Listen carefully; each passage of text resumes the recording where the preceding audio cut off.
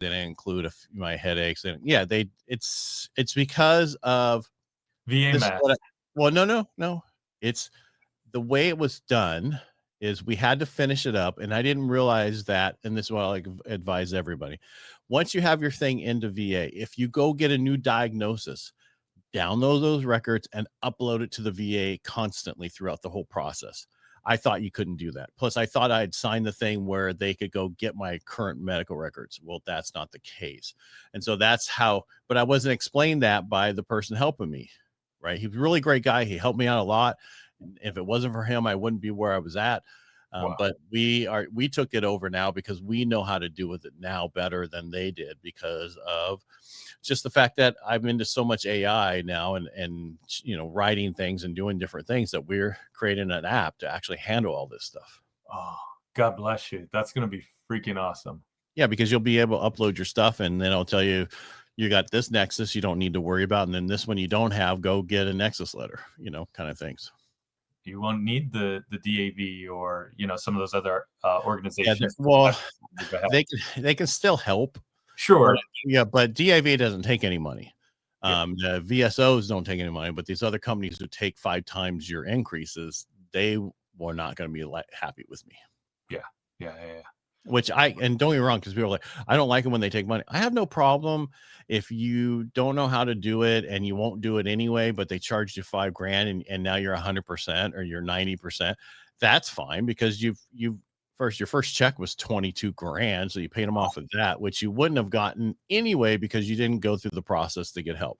So I have no problem you paying that. But if you have, if they increase you from $170 or $190, whatever 10% is, to $4,000, and they take 5 times the increase, that's ridiculous. Yeah, that's highway robbery. Unfortunately, that's my opinion, not the opinion of this channel. It's unfortunately that we don't have kind people like you operating in good faith to help people, versus kind of the capitalistic nature of this society. And I get it, we all have to support our families, but there's a difference between people that are already hurting and in pain and, struggling to get by and getting what they are due, versus just kind of beating people when they're down.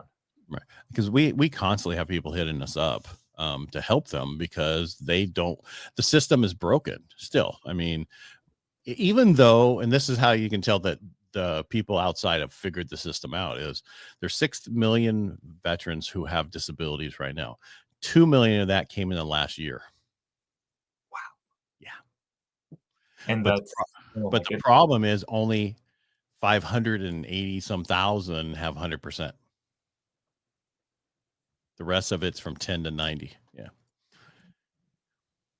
And a lot of it's in the 10%. If you can't, I feel the VA is like the old medical places where the insurance, where they deny, and then finally give it to you.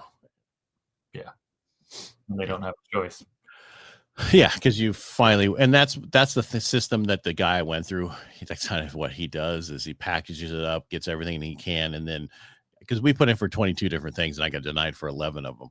Well, not exactly that way, but kind of, that's, that's 3 of them we got denied because the stuff wasn't in there, or it wasn't diagnosed with a local VA person. But I was diagnosed for PTSD right after I got my stuff put in.